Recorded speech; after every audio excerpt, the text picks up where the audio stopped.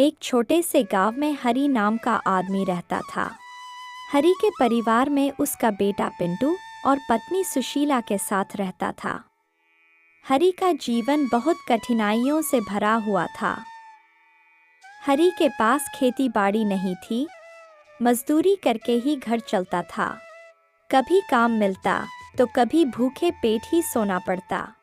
शुरू में जब हालात थोड़े ठीक थे तो रिश्तेदार, पड़ोसी और गांव के लोग उससे बड़े प्यार से बातें करते थे। उसे त्योहारों पर बुलाते, हंसी मजाक करते और दोस्ती जताते।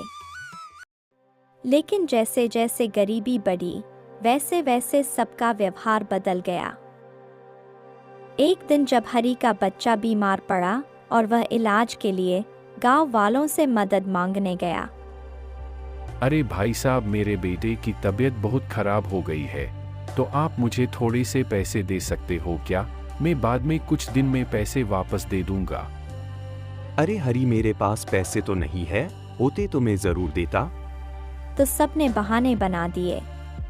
किसी ने कहा तो कुछ कहते कि मेरे पास कुछ नहीं है, तो किसी ने मुंह फेर लिया और कोई ने तो घर का दरवाजा तक नहीं खोला।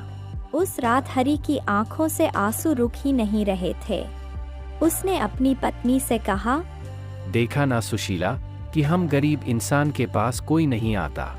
जब तक जेब में पैसे हों, लोग दोस्त बनते हैं, लेकिन जैसे ही गरीबी आती है, सब दूर भाग जाते हैं। हरी ने मन में ठान लिया कि वह दूसरों पर निर्भर नहीं रहेगा। उसने दिन रात मेहनत करनी शुरू कर दी। जमींदार से खेत किराए पर लिया और उस खेत में बहुत मेहनत करने लगा।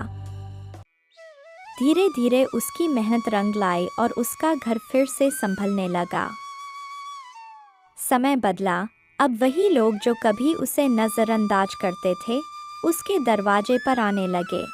लेकिन हरी ने मुस्कुराकर सिर्फ इतना ही कहा कि गरीबी में कोई साथ नहीं देता, सच्चा साथी सिर्फ मेहनत और हिम्मत होती है।